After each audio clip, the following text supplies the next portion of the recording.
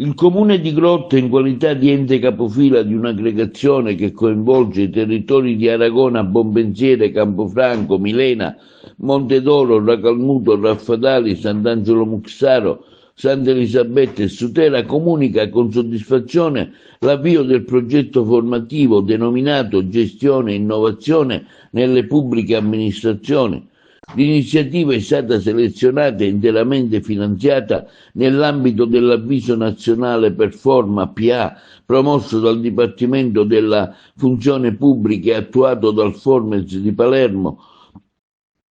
per un importo di €109.775. Il progetto rientra tra gli interventi del PNRR, investimenti in istituzione e formazione, servizi e soluzioni tecnologici volti a valorizzare il capitale umano delle pubbliche amministrazioni locali attraverso lo sviluppo di competenze digitali e tecniche d'avanguardia e finanziato dall'Unione Europea Next Generation.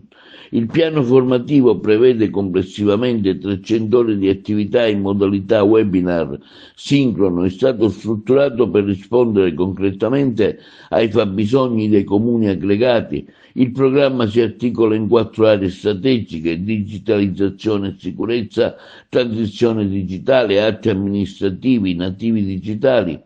appalti pubblici, approfondimento del nuovo codice per la gestione del MEPA, gestione contabile e responsabilità, regolarità amministrative, gestione dei debiti fuori bilancio e rendicontazione sui sistemi per i fondi PNRR, atti e procedimenti amministrativi, tecniche di redazione, delibere e determine, diritti di accesso e tutela della privacy. Le attività formative, comunica il Comune di Grotte, inizieranno il 1° aprile e si concluderanno il 30 maggio del 2026, segnando